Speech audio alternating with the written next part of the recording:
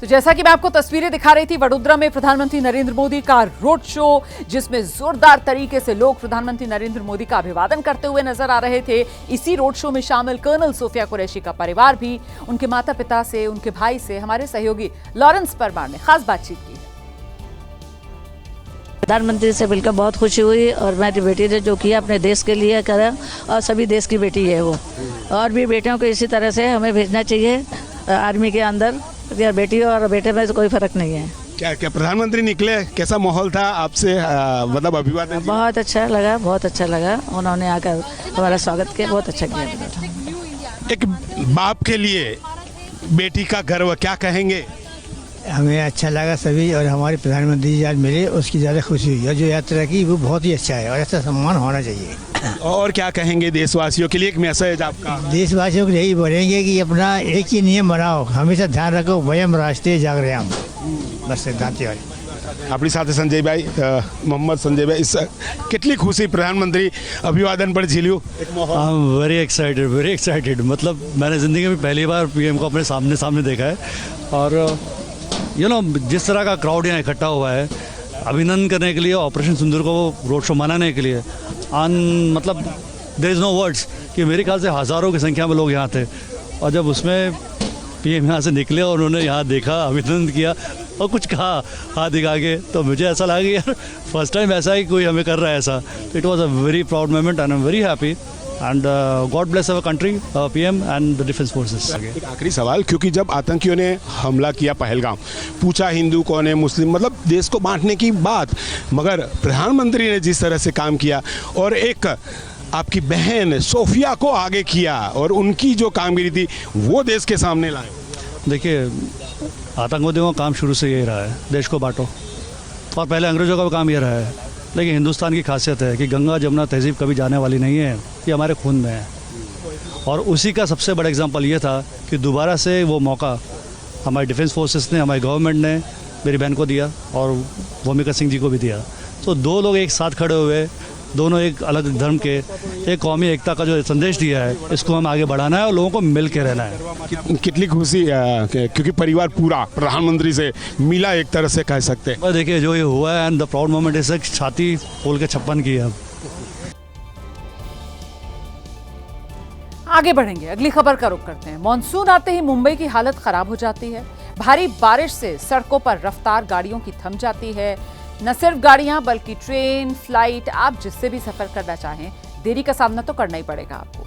तस्वीरें दिखाते हैं आपको। मुंबई में लगातार ये जो बारिश हो रही है, इसके बाद हर तरफ पानी पानी। तस्वीरों में आप आगे देखेंगे कैसे मुंबई इस वक्त पानी से लबालब नजर आ रही है, डूबी हुई एक तरीके से मुंबई नजर आ रही है। मुंबई नगरी जिस पर खतरा इसलिए और बड़ा हो जाता है क्योंकि न सिर्फ बादल बरस रहे हैं, बल्कि साथ ही साथ दिक्कत यह है कि हाईटाइड को लेकर भी चेतावनी जारी कर दी गई। तो ये मंत्रालय परिसर की तस्वीर आपके सामने है जहां पानी घुसा। इसके अलावा केईएम की तस्वीर दिखाइए अब जरा। ये तो मंत्रालय परिसर की तस्वीर है, अगली तस्वीर दिखाएंगे आपको।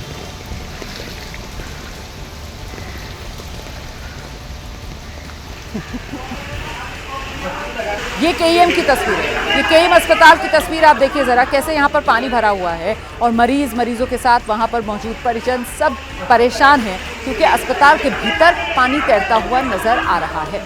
कुछ और तस्वीरें आपका इंतजार कर रही हैं। ये परेल की तस्वीर है, परेल हो या फिर सायन हो। ये तो परेल की तस्वीर जहाँ पेड़ गिरा था, ये सायन आ गया, निचला इलाका जहाँ घुटनों तक पानी भरा हुआ है। इस बीच तस्वीरें हिंद माता से भी सामने आ रही हैं, यहाँ पर भी पानी भरा हुआ है। मुंबई में इतनी बारिश, हर तरफ सिर्फ और सिर्फ पानी भरा हुआ है। चर्च गेट इलाका मुंबई का वो पानी की चपेट में आ गया है। लगातार बारिश होने की वजह से कई जगह पेड़ भी गिरे हुए हैं, जैसा कि परेल की वो तस्वीर आप देख रहे थे जहाँ पेड़ गिरा हुआ है।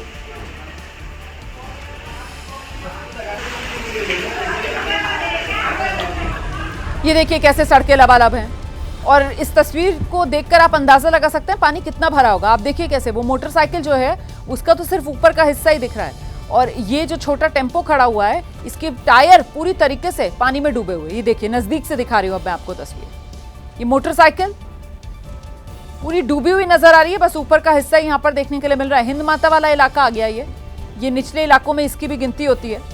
तो चाहे सायन हो, हिंद माता वाला इलाका हो, ये मुंबई के निचले इलाके हैं, और बारिश जब होती है तो जाहिर सी बात है यही वो इलाके हैं जो सबसे पहले डूबते हैं और एक बार फिर वहां पर पानी भरना शुरू। हर मॉनसून मुंबई की एक जैसी कहानी और इस बार भी वही तस्वीरें मुंबई से सामने आ रही हैं और ये दिक्कत और बढ़ जाती है तब जब बादल थम न रहे हों, लगातार बरस रहे हों और समुद्र से हाई टाइड की चेतावनी आ रही हो। अब ये तस्वीर आप देख रहे हैं, ये ट्रैक्स की तस्वीर है आपके सामने। भाईखला रेलवे ट्रैक की तस्वीर आपके सामने है। यहाँ देखिए ट्रैक पानी में डूबे हुए हैं और इसी वजह से जो लोकल की रफ्तार है वो मंद पड़ चुकी है। इसीलिए अलग अलग रूट्स पर लोकल सेवा देरी से, लोकल ट्रेन 5 से लेकर 20 मिनट तक की देरी से चल रही हैं अलग अलग रूट्स पर। यही अपडेट इस समय का। अब ये मुंबई के चर्च गेट की तस्वीर आपके सामने है। पानी भरा हुआ है और लोगों की परेशानी बढ़ी हुई इसलिए है क्योंकि आज हफ्ते का पहला कामकाजी दिन है, सोमवार है आज, और ऐसे में लोगों को घर से भी निकलना है, कामकाज पर भी जाना है। हालांकि पहले ही प्रशासन की तरफ से अलर्ट कर दिया गया था, दफ्तरों से भी गुजारिश की गई थी कि वो वर्क फ्रॉम होम की व्यवस्था अपने एम्प्लॉयज़ के लिए कर दें, लेकिन हर तरफ तो ये मुमकिन नहीं हो पाता है और ऐसे में जिनके लिए बहुत ज़रूरी वो घर से निकल रहे हैं, इसी बारिश को पार करते हुए दफ्तर पहुँच रहे हैं। मुंबई में मानसून की दस्तक से पहले मुंबई वालों के लिए मुश्किलों ने हल्ला बोल दिया। मुंबई में मानसून का पहला ट्रेलर दिखा। प्री मानसून बारिश ने मुंबई की रफ्तार रोक दी है। जगह जगह पानी की परेशानी लोगों को झेलनी पड़ रही है। हफ्ते का पहला दिन, सुबह का वक्त, सड़क पर रेंगती गाड़ियां। तस्वीरें विले पार्ले इलाके की हैं। दिन है पर बादलों ने ऐसा घेरा हुआ है कि हेडलाइट जलाकर गाड़ियां चलानी पड़ रही हैं। बस, कार, बाइक सड़क पर जाम के हालात हो चुके हैं।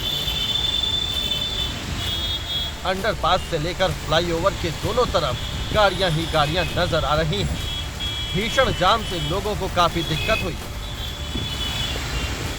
देखिए, पहली बारिश में मुंबई की गति किस प्रकार से धीमी हो गई है। मुंबई की गति को ब्रेक लगा है। ये तस्वीरें बताती हैं कि बारिश की वजह से लोगों को आवाजाही में कितनी दिक्कत हो रही है। सबसे पहले अगर हम बात करें सड़क यातायात की तो जगह जगह ट्रैफिक देखने को मिल रहा है। सप्ताह के कामकाज का आज पहला दिन है और कामकाज के पहले दिन ही हाईवे या अन्य सड़कों पर इसी प्रकार से ट्रैफिक जाम देखने को मिल रहा है। मुंबई के सायन किंग सर्कल की ये तस्वीरें हैं। गाड़ियों के टायर सड़क किनारे डूब चुके हैं। सुबह 9 बजे की ये तस्वीरें हैं। मूसलाधार बारिश की वजह से सड़कें लबालब हो गई हैं। जेजे फ्लाईओवर की अब तस्वीरें देखिए, जहां पानी भर गया। कई हिस्सों में पानी भरने से लोगों को सुबह से दिक्कतों का सामना करना पड़ा। पश्चिमी उपनगर की कांदीवली वेस्ट की तस्वीरें देखिए। आसमान में बादलों ने डेरा जमा रखा है और सुबह से लगातार बारिश हो रही है। मौसम विभाग के मुताबिक इस बार सामान्य से पहले ही मानसून ने महाराष्ट्र में दस्तक दी है और अगले कुछ दिनों में मुंबई में तेज बारिश के साथ मानसून के पूरी तरह एक्टिव होने की संभावना है। 24 घंटा बारिश आती जाती रहेगी, ऐसा हवामान विभाग का जो है वो कहना है। हवामान विभाग ने कहा है कि इसमें अभी मुंबई के अगले 3-4 घंटों के लिए येलो अलर्ट रहेगा और मुंबई में 24 घंटा धीमी तरीके से बारिश शुरू रहेगी। बीएमसी ने 24/7 वॉर रूम एक्टिव कर दिया है ताकि किसी भी आपात स्थिति की सूचना देकर मदद ली जा सके। मुंबई की लाइफलाइन मानी जाने वाली लोकल ट्रेनों पर भी इसका असर पड़ा है। खासकर सेंट्रल रेलवे की लाइनों पर कुर्ला, भांडू और विक्रोली जैसे इलाकों में रेलवे परिसर पर पानी भर जाने की वजह से ट्रेनें 15 से 20 मिनट की देरी से चली। जुहू बीच पर लाइफ गार्ड और मुंबई पुलिस की तैनाती की गई है ताकि लोगों को तेज बरसात में समुद्र किनारे जाने से रोका जाए। जुहू बीच पर जो है मुंबई पुलिस और लाइफ गार्ड की टीम को तैनात किया गया है क्योंकि हवा इतनी तेज है और विजिबिलिटी नहीं है। तो ऐसे में बरसात के दौरान अगर किसी तरह की कोई घटना होती है तो टीम यहाँ पर तैनात है। मुंबई पुलिस की टीम के साथ साथ जो लाइफ गार्ड है वो अपनी बोट के साथ यहाँ पर तैनात है, जो उन्होंने किनारे पर लगा रखा है कि अगर कोई यहाँ पर फंसता है तो उसको बचाने की पूरी कोशिश की जाए। मुंबई के केईएम अस्पताल में भी जल भराव हो गया है। ये तस्वीरें उसकी गवाही दे रही हैं। सिर्फ मुंबई ही नहीं, महाराष्ट्र के 10 शहर मुंबई, पुणे, नासिक, रत्नागिरी, बारामती, वाशिम, सतारा, रायगढ़, सोलापुर, बीड, शहर शहर बारिश ने मुश्किलें खड़ी कर दी हैं।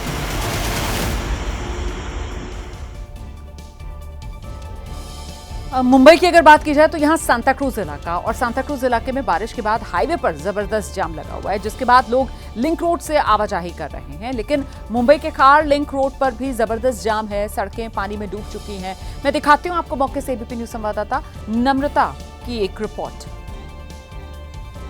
मुंबई में सुबह से तेज बरसात जारी है। हवाओं के साथ तेज बरसात के चलते निचले इलाकों में जलभराव की स्थिति देखने मिल रही है। मुंबई के वेस्टर्न और ईस्टर्न एक्सप्रेसवे पर ज़बरदस्त ट्रैफिक देखने मिल रहा है, तो लोग पर्याय के तौर पर लिंक रोड का इस्तेमाल करें, यानी कि अंदर के रोड का इस्तेमाल करें। उसी खार लिंक रोड पर मैं मौजूद हूँ और यहाँ सड़क जो है वो नदी में तब्दील होती हुई दिखाई दे रही है, क्योंकि पूरी सड़क पर पानी भरा हुआ है और आने जाने वाली गाड़ियों को निकलने के लिए बहुत मुश्किलों का सामना करने पड़ रहा है। लोगों को चलने के लिए रास्ता नहीं बचा है, जिसके चलते मुंबई करो की स्थिति जो है हफ्ते के पहले दिन ही काफ़ी ज़्यादा बेहाल नज़र आ रही है। यहाँ लोगों को गाड़ियाँ एक किनारे से निकालना पड़ रहा है, क्योंकि पूरी सड़क पर यहाँ पानी भरा हुआ है और मुंबई करो को नौकरी पर आने जाने के लिए भी काफ़ी ज़्यादा मुश्किलों का सामना करना पड़ रहा है।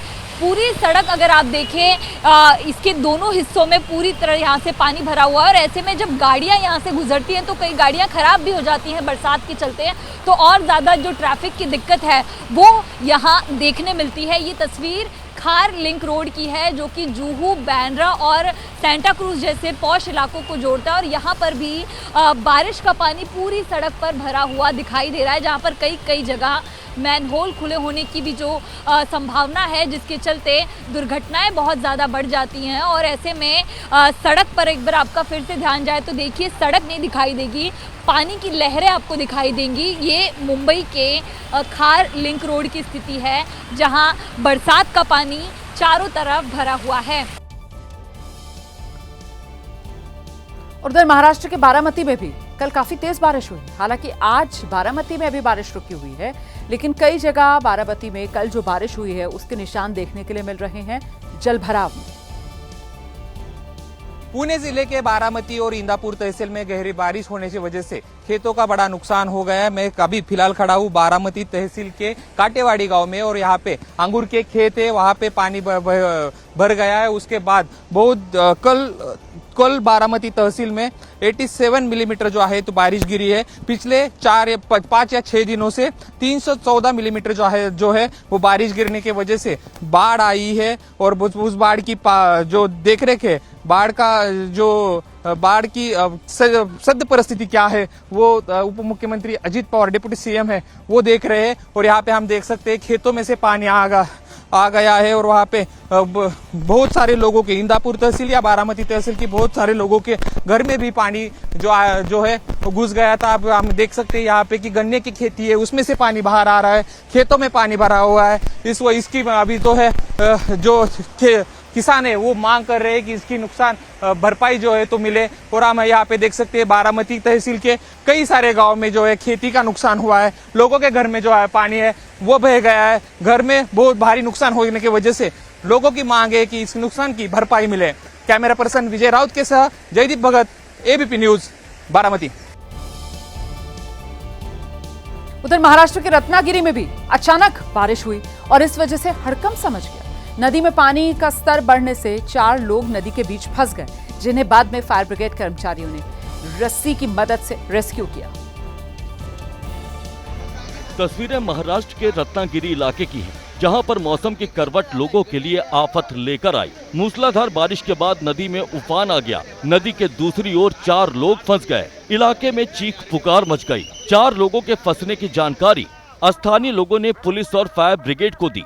जानकारी मिलते ही पुलिस और फायर ब्रिगेड की टीम मौके पर पहुंची, जहां पर नदी के तेज बहाव के बीच नदी के उस पार फंसे 4 लोगों को बचाने के लिए रेस्क्यू ऑपरेशन शुरू किया गया। नदी के तेज बहाव की वजह से टीम को रेस्क्यू ऑपरेशन में खासी दिक्कतें पेश आ रही थी, लेकिन इसके बावजूद लोगों को बचाने की कोशिश जारी रखी गई। वहीं कुछ घंटों की मशक्कत के बाद रेस्क्यू टीम की कोशिश रंग लाई। एक एक कर रस्सियों की मदद से नदी के उस पार फंसे 4 लोगों को नदी के तेज बहाव से बचाया गया। इन सभी को नदी से सुरक्षित बाहर निकाला गया और तब कहीं जाकर स्थानीय लोगों ने राहत की सांस ली। चलिए अब जरा पहाड़ी राज्य का रुख करते हैं, हिमाचल प्रदेश, राजधानी शिमला। यहाँ भी बारिश ने जबरदस्त तबाही मचाई है। यहाँ रामपुर इलाका है, बादल फटा और कई गाड़ियां मलबे में बह गई। कई घरों पर भी खतरा मंडरा रहा है।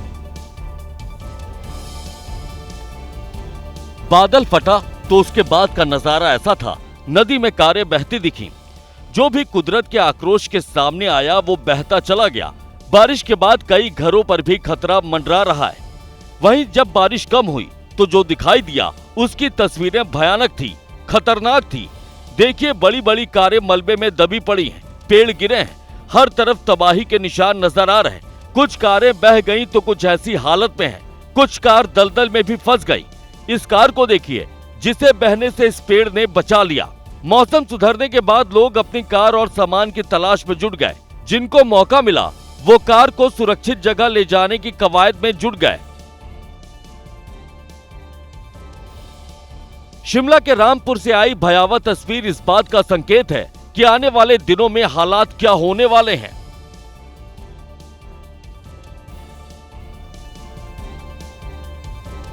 कुछ और खबरों का रुख करेंगे। उत्तर प्रदेश के गाजियाबाद में एक बदमाश को पकड़ने पहुंची नोएडा पुलिस की टीम पर हमला हो गया, जिसमें सौरभ नाम के कांस्टेबल की गोली लगने से मौत हो गई। बताया जा रहा है कि मसूरी थाना क्षेत्र के नाहल गांव में पुलिस कादिर नाम के बदमाश को पकड़ने पहुंची थी, लेकिन यहां पुलिस की टीम पर ही पथराव कर दिया गया, फायरिंग कर दी गई।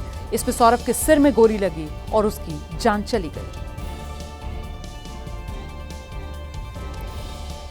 तो ये तस्वीर आपके सामने है कांस्टेबल सौरभ जिसकी मौत हुई है, और साथ ही दूसरी तरफ वो जो सलाखों के पीछे वाली आप तस्वीर देख रहे हैं, वो तस्वीर जो बदमाश है कादिर जिसे पकड़ने के लिए पुलिस की टीम पहुंची थी, उसी की तस्वीर आपके सामने है। सीधे कांस्टेबल सौरभ के सिर में गोली लगी और कांस्टेबल सौरभ की मौत।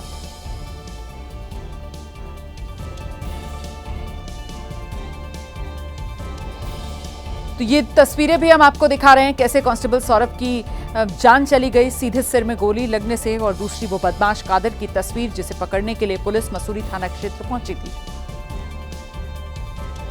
बदमाशों को पकड़ने पहुंची पुलिस टीम पर हमला हुआ और कांस्टेबल की मौत हो गई। ये सनसनीखेज वारदात दिल्ली से सटे गाजियाबाद में हुई है। मसूरी इलाके के नाहल गांव में सड़क किनारे जिस घायल शख्स को लोग उठा कर ले जा रहे हैं वो कांस्टेबल सौरभ हैं, जिन्हें बदमाशों ने गोली मार दी। इस वक्त हम गाजियाबाद के मसूरी के नाहल गांव में मौजूद हैं। यहाँ पर आपको पुलिस की टीम नजर आ रही होगी। दरअसल ये पुलिस यहाँ पर इसलिए है कि रात को नोएडा पुलिस की टीम कादिर नाम के एक बदमाश को यहाँ पर पकड़ने के लिए पहुंची थी। कादिर यहीं इसी घर के अंदर मौजूद था। तस्वीरों में आप देख सकते हैं कि जो 3 मंजिला मकान है ये कादिर का है। घर के बाहर चारों तरफ सीसीटीवी कैमरे लगे हुए हैं। पुलिस की टीम ने कादिर को घर के अंदर से ही दबोचा। इसी घर में बदमाश कादिर को पकड़ने पहुंची पुलिस की टीम जब उसे लेकर वापस लौट रही थी, तब बाहर घात लगाकर बैठे बदमाशों ने पथराव और फायरिंग शुरू कर दी। यहाँ पर पुलिस की टीम कादिर को लेकर के जब जा रही थी, तब पुलिस की टीम के ऊपर अचानक से हमला कर दिया गया, पथराव कर दिया गया और गोली भी चलाई गई। इस गोलीबारी में सौरभ नाम का एक सिपाही है, उसको गोली लगी। इसके बाद सौरभ को यशोदा अस्पताल में भर्ती कराया गया, जहां पर उसकी मौत हो गई। नोएडा के फेस्था थाने से पुलिस आई थी, जिस पर कादिर के साथियों ने हमला कर दिया और गोली कांस्टेबल सौरभ के सिर में लगी। संवाददाता मनोज वर्मा कादिर के घर के भीतर पहुंचे। इस आलीशान घर में रहता था कादिर, जिस पर लूट के 24 से ज्यादा केस दर्ज हैं। गिरफ्तारी के वक्त कादिर इसी घर में मौजूद था। ये कादिर नाम के बदमाश का घर है, जिसके ऊपर 24 से ज्यादा जो मुकदमे हैं वो दर्ज है। बताया जा रहा है कि कादिर लूट के मामले में वांटेड था और नोएडा पुलिस की जो टीम थी उसको जानकारी मिली थी कि कादिर घर पर ही मौजूद है। कादिर तो पुलिस की गिरफ्त में आ गया, लेकिन पुलिस अब उन बदमाशों की तलाश कर रही है जिसने पुलिस की टीम पर हमला किया। और सबसे बड़ा सवाल, बदमाशों में इतनी हिम्मत कैसे आ गई कि पुलिस पर गोली चला सकें। उधर पश्चिम बंगाल के मुर्शिदाबाद में टीएमसी और लेफ्ट कांग्रेस गठबंधन के समर्थकों के बीच मारपीट हो गई। मौके पर पुलिस और सुरक्षा बल के जवानों ने बाकायदा लाठीचार्ज किया, तब कहीं जाकर हालात काबू में आ सके।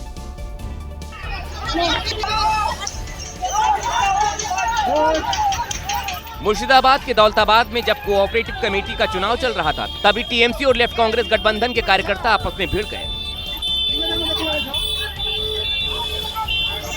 विवाद इतना बढ़ा कि दोनों पक्ष के कई लोग इस मारपीट में शामिल हो गए। एक पक्ष ने दूसरे पक्ष को जमकर पीटा। मौके पर जब पुलिस के जवान पहुंचे तो उन्होंने मारपीट रहे सियासी दल के कार्यकर्ताओं पर भी जमकर लाठियां चलाई। झड़प के बीच एक बाइक सवार ने जब भागने की कोशिश की तो पुलिस ने उसकी जमकर खबर ली।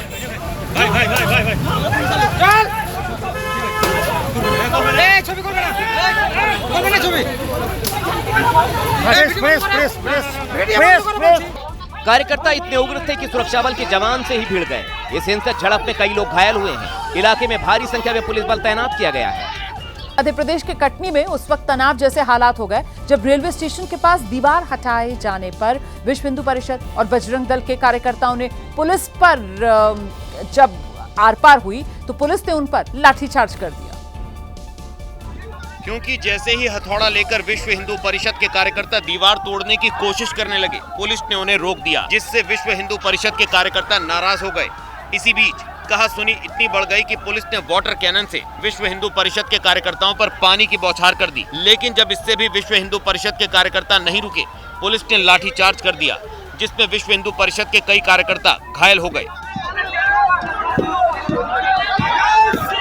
बता दें कि सुंदरता के नाम पर रेलवे प्रशासन ने कुछ साल पहले मंदिर के सामने दीवार खड़ी करवाई थी। 15 फीट की दीवार को लेकर तब से लगातार विरोध का माहौल है और आज सुबह जब विश्व हिंदू परिषद के कार्यकर्ता दीवार को हटाने पहुंचे तो पहले से ही जिला प्रशासन, पुलिस, जीआरपी और आरपीएफ अलर्ट मोड पर थी। 4 युवकों के पेट के भीतर से सोने के कैप्सूल निकले। सऊदी से वापस लौटे इन लोगों का अपहरण अगर नहीं होता तो फिर तो ये राज हमेशा के लिए दफन हो जाता। उत्तर प्रदेश के मुरादाबाद की ये खबर यकीनन आपको चौंकाएगी। मुरादाबाद में बदमाशों के चंगुल से छुड़ाए गए यही वो 4 चेहरे हैं जिनके पेट से सोना निकला है। शुक्रवार को इन लोगों समेत 7 लोगों का अपहरण हुआ था। हालांकि पुलिस ने सभी को छुड़ा लिया, लेकिन इसके बाद जो खुलासा हुआ उसको सुनकर आप दंग रह जाएंगे। घरे से पूछताछ की, उनका ये कहना था कि हमारे किडनैपिंग के पीछे जो मोटिव था वो यही था कि संभवतः ये लोग गोल्ड कैरी कर रहे हैं और गोल्ड भी ये लोग संभवतः किस तरह से कंज्यूम करके और उसको पेट के अंदर लेके जा रहे हैं। जाना था, मेडिकल कराया गया और मेडिकल में हम लोगों ने इस चीज़ की भी जांच करा ली। क्या इनके इनसाइड स्टमक कुछ ऐसे आइटम्स हैं क्या? सोने के अब तक 9 कैप्सूल इनके आमाशय से निकाले जा चुके हैं। 600 ग्राम से अधिक सोना 4 युवकों के पेट से निकला है। ये सभी दुबई से सोना तस्करी करके लाए थे। पुलिस ने कड़ी सुरक्षा के बीच जिला अस्पताल में सोना तस्करों को रखा है, जहां बाकी सोना निकालने की कोशिश हो रही है। वहीं पुलिस इस पूरे मामले का पर्दाफाश करने की कवायद में जुट गई है।